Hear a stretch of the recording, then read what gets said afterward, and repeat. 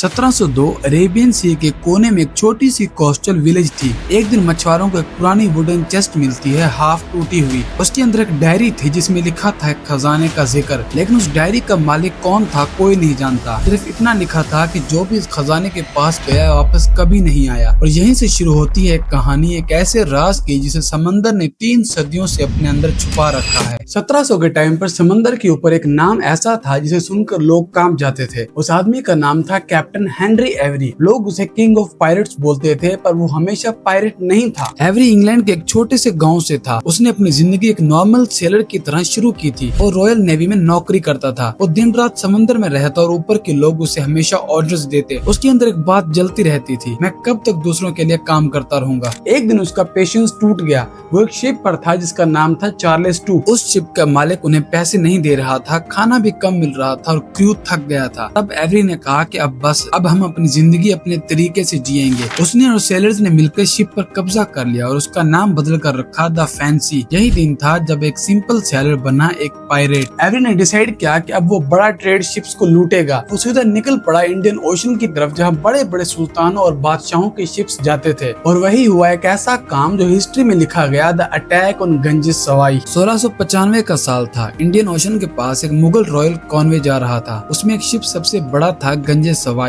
कहा जाता है उसमें सोना, चांदी, जवाहरात और बहुत सारा महंगा सामान था। वो खजाना था मुगल इंपीरियर औरंगजेब का। एवरी ने पहले छोटी शिप फतेह मोहम्मद पर अटैक किया, फिर उसने गंजे सवाई पर धावा बोल दिया। कैनन से गोलियां चली, धुआं छाया और मुगल सोल्जर्स ने भी बहुत हिम्मत दिखा, लेकिन फाइनली एवरी ने शिप को कैप्चर कर लिया। उस रात एवरी और उसके लोगों ने हर वो चीज लूट ली, सोना, मोती, हीरे और सब कुछ। ये लूट इतनी बड़ी थी कि कुछ हिस्टोरियंस कहते हैं कि अगर आज के टाइम में देखा जाए तो ये 400 करोड़ रुपए से भी ज्यादा के बराबर होती। असली कहानी लूट के बाद शुरू हुई। जब औरंगजेब को यह खबर मिली तो उसका गुस्सा आसमान तक पहुंच गया। उसने कहा कि अगर ये पायरेट इंग्लिशमैन था तो फिर इसके लिए जिम्मेदार है ईस्ट इंडिया कंपनी। औरंगजेब ने तुरंत ऑर्डर दिया कि सब ब्रिटिश ट्रेड पोर्ट्स बंद कर दो। कंपनी के लोग घबरा गए, उनका सारा व्यापार रुक गया और फिर ब्रिटिश क्राउन ने एक ऑर्डर निकाला कि हेनरी एवरी को जिंदा या मरा हुआ पकड़ो। ये था हिस्ट्री का पहला ग्लोबल मैन हंट। हर जगह उसकी तलाश हुई। इंडिया, अरेबिया, यूरोप, सब जगह एवरी का नाम घूम रहा था, पर वो गायब हो गया था। कुछ लोग कहते हैं कि वो मडगास्कर चला गया, कुछ कहते हैं वो आयरलैंड वापस गया और गरीबी में मर गया, लेकिन सच क्या है कोई नहीं जानता। सिर्फ एक सवाल रह गया था कि एवरी का खजाना कहाँ गया, और शायद इसी सवाल का जवाब एक आयरन के नीचे छुपा था। बहुत साल बीत गए, लोग एवरी का नाम तक भूल गए, पर 1795 में एक छोटा सा आइलैंड, ओक आइलैंड, फिर से दुनिया का ध्यान खींच लेता है। ये आइलैंड नोवा स्कॉटिया के पास है। वहाँ पर रिसर्चर्स मिलकर डिगिंग स्टार्ट करते हैं। 10 फीट पर उन्हें एक वुडन लेयर मिलती है, लेकिन जैसे वो आगे बढ़ते हैं उन्हें एक और लेयर मिलता है। हर 10 फीट पर कुछ न कुछ स्ट्रक्चर था, जैसे किसी ने बहुत सोच समझकर ये पिट बनाया हो। जब वो 90 फीट तक पहुँचे तो उन्हें एक पत्थर मिला। उस पे लिखा था 40 feet below 2 million pounds live buried. यहाँ सच में कुछ बड़ा छुपा है। पर जैसे ही वो और खोदने लगे तो नीचे से समंदर का पानी भरने लगा। लगता था जैसे किसी ने पिट के नीचे पानी लाने का ट्रैप बनाया हो और सब कुछ फ्लोट हो गया। उस दिन के बाद से आज तक ओक आइलैंड पर लोग खुदाई करते रहे हैं, पर उन्हें कुछ भी नहीं मिला। अब सवाल ये है कि ओक आइलैंड का खजाना किसने छुपाया था। कुछ पुराने ब्रिटिश रिकॉर्ड्स में लिखा गया है कि एवरी के शिप द फैंसी के कुछ मैप और पेपर्स बाद में मिले थे। उन पे कुछ स्ट्रेंज सिंबल्स और ट्रायंगल्स बने थे, और वही सिंबल्स ओक आइलैंड के स्टोन्स पर भी मिले। इसलिए कुछ एक्सपर्ट्स मानते हैं कि एवरी ने अपना खजाना अटलांटिक ओशन के किसी आइलैंड पर छुपाया था,